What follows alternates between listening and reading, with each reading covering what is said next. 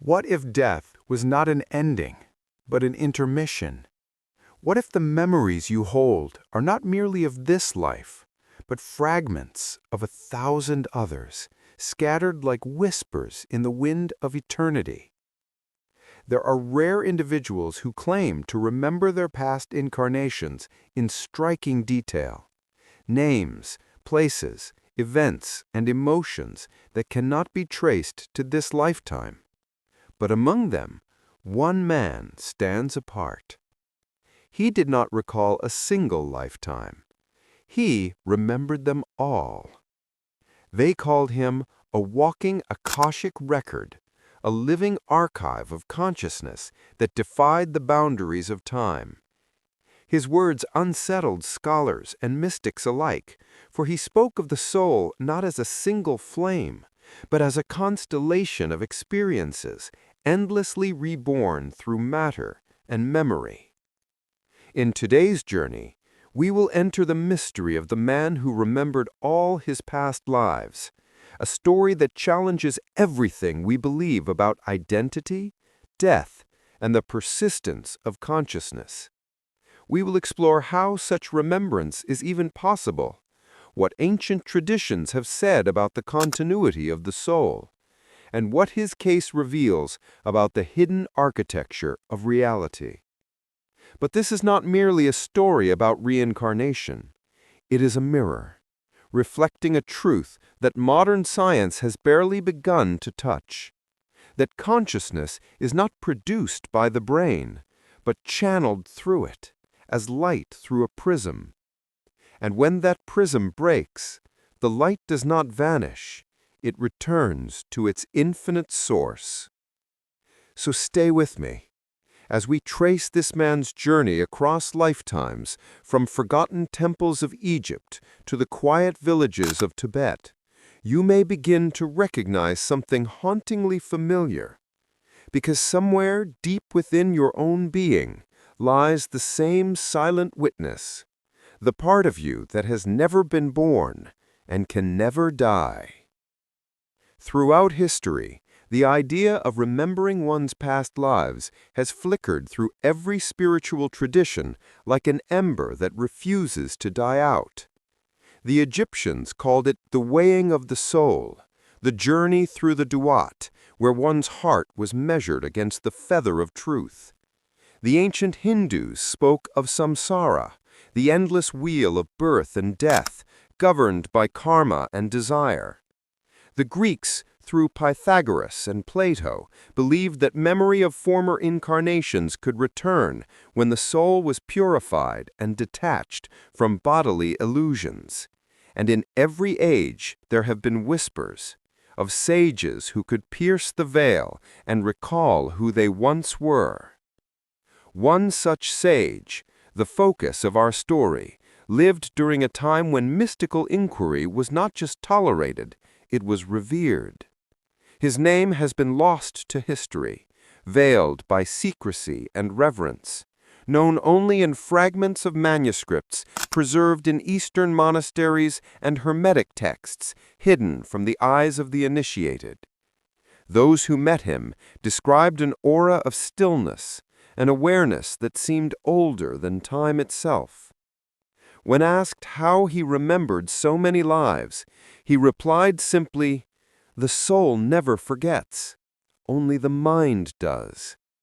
His statement echoed what countless mystical schools have taught, that memory, in its truest sense, is not confined to the brain, but woven into the fabric of the soul's energetic field. The mind may sleep between incarnations, but consciousness, pure awareness, remains awake, quietly recording every joy, every pain, every choice.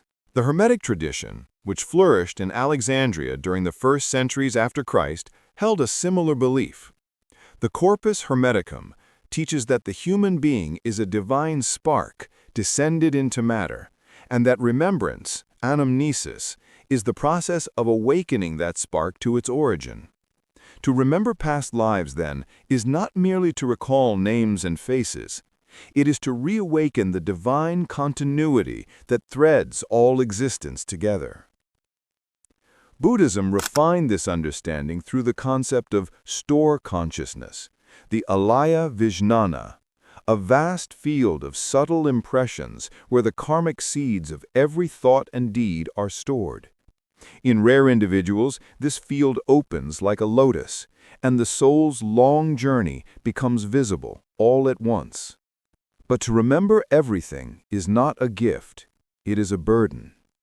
The man who remembered all his lives was said to weep often, not from sadness, but from the unbearable vastness of compassion. He had witnessed himself as both the victim and the tyrant, the healer and the destroyer. In knowing all, he could no longer judge. In Hermetic philosophy, such remembrance is called the Great Recollection, the moment when the veil of forgetfulness placed over the soul at birth is finally lifted.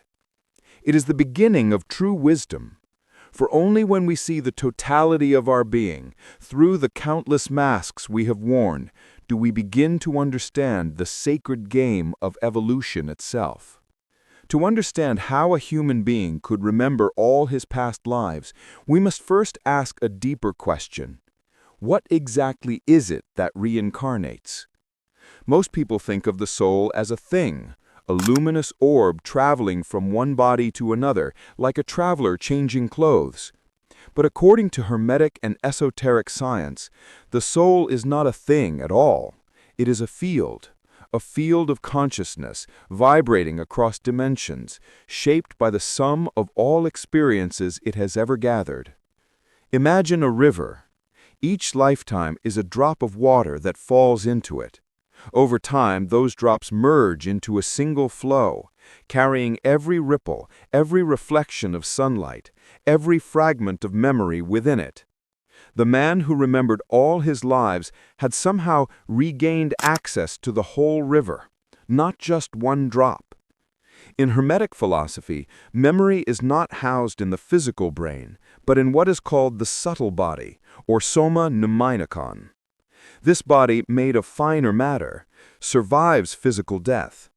It is like a recording crystal that stores emotional and energetic imprints from every lifetime. Normally, when a soul incarnates again, the noise of the new body, new brain chemistry, new social conditioning, drowned out those ancient echoes.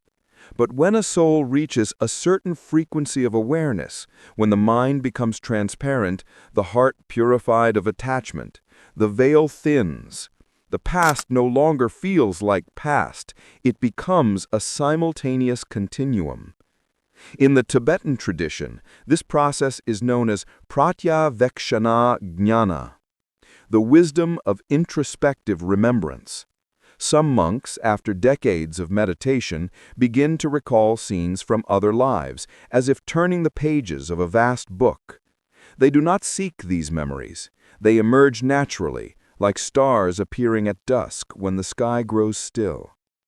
This man who remembered all his lives was said to have achieved this state, not through effort, but through detachment.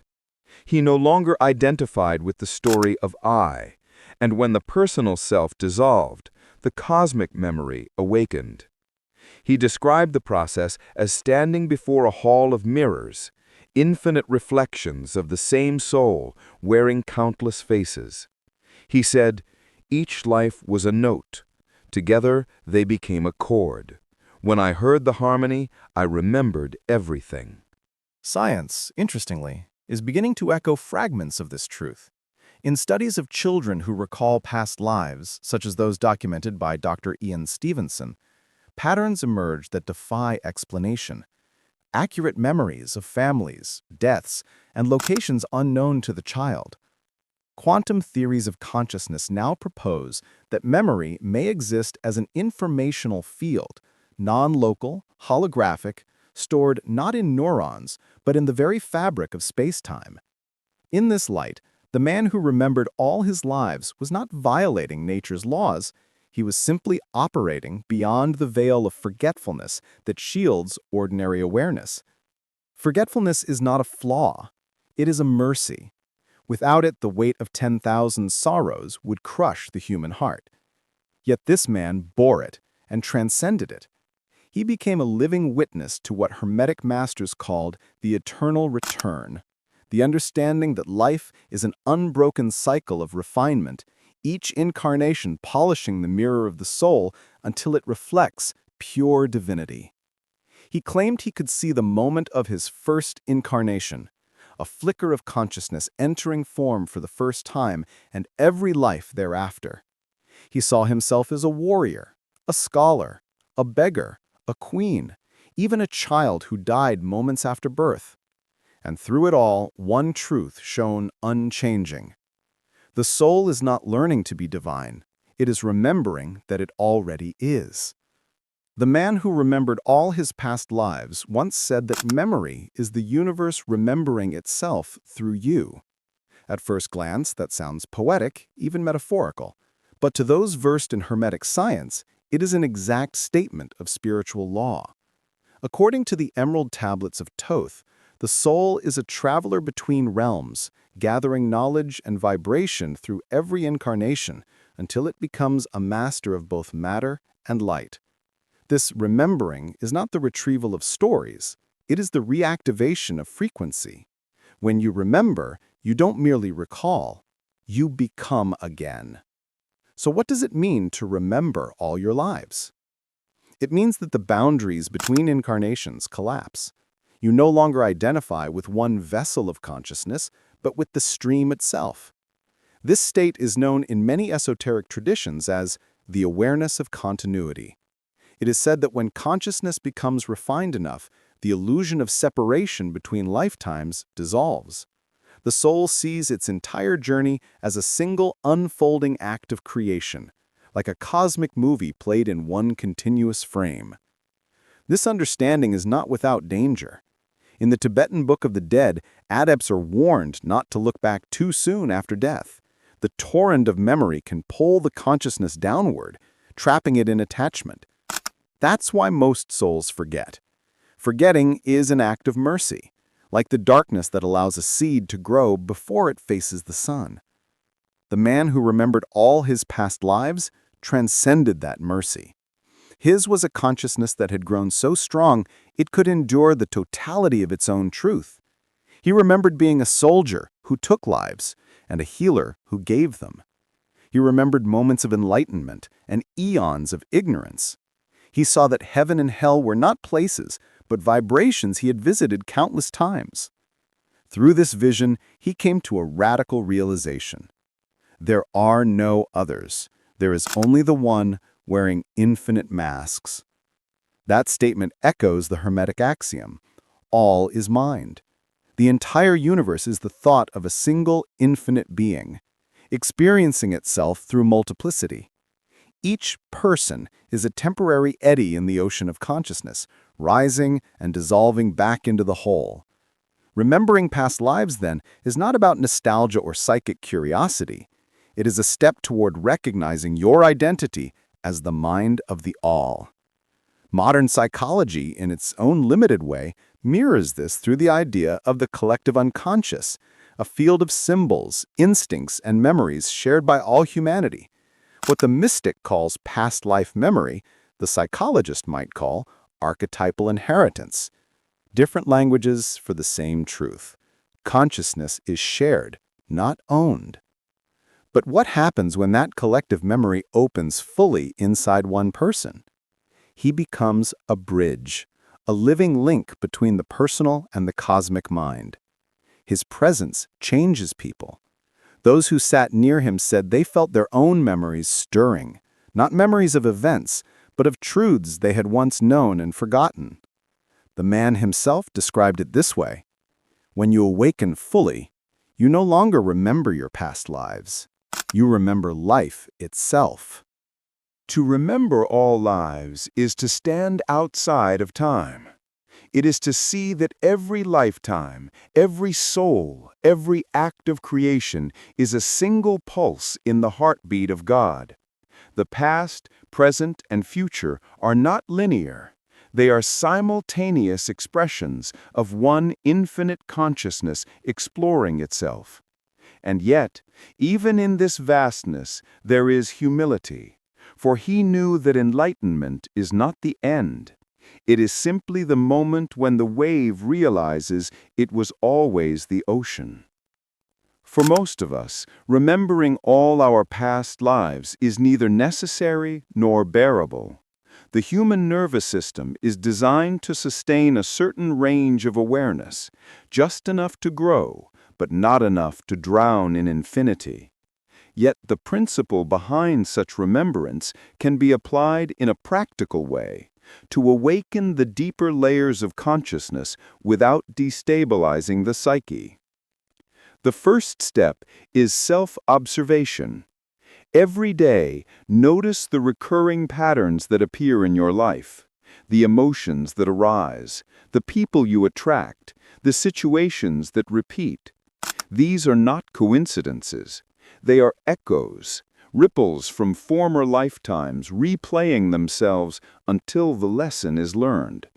By observing without judgment, you begin to remember energetically, even if no image or story arises. The second step is meditative silence.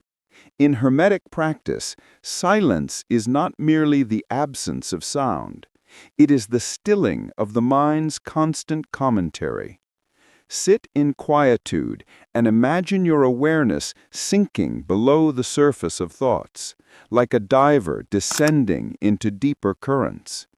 At first, you will find nothing but darkness, but if you remain still, fragments of deeper knowing begin to arise, sensations, symbols, or emotions that feel older than you.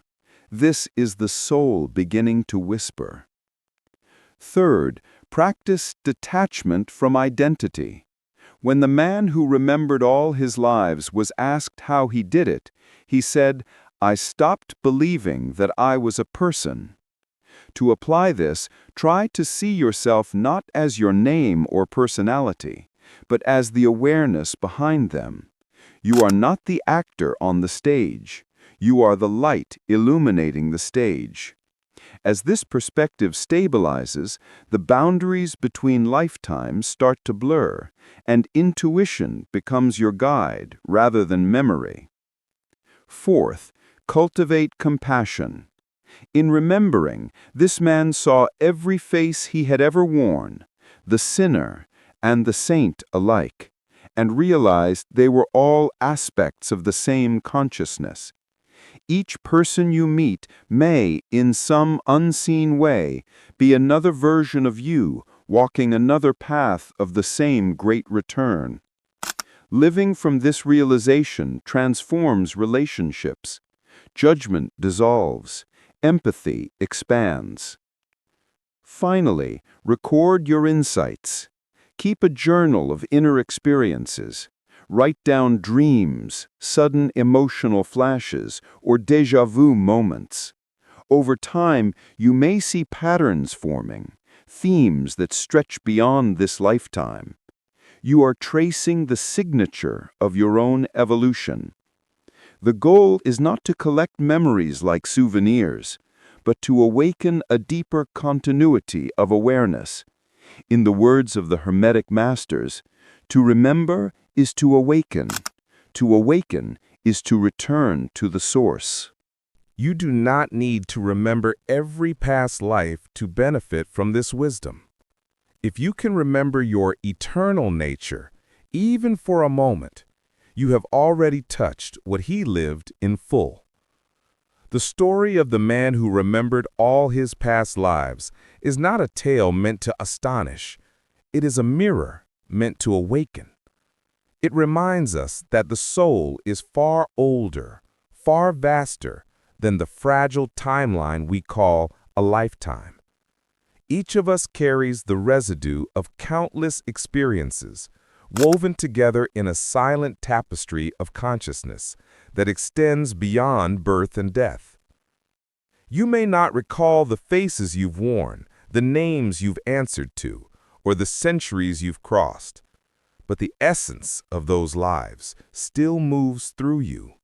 The fears that rise without cause, the talents that seem innate, the people you meet and feel you've known forever.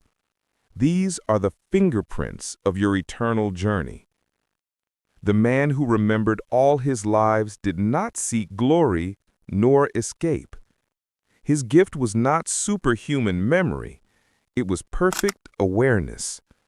He saw that the thread connecting each incarnation is learning, and that all suffering, all joy, all striving are sacred instruments of evolution.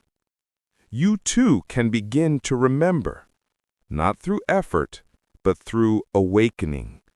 Every time you act from compassion instead of fear, every moment you choose stillness over reaction, you are remembering who you really are. The details of your past do not matter as much as the consciousness you embody now. In the end, memory is not about the past, it is about presence. To be fully present is to stand in the same place where all your lifetimes converge. So as you leave this video, pause for a moment. Close your eyes. Feel the weight of your breath, the rhythm of your heart. That pulse is the same one that has beaten for 1,000 ages. You are not a drop in the ocean. You are the ocean remembering itself as a drop.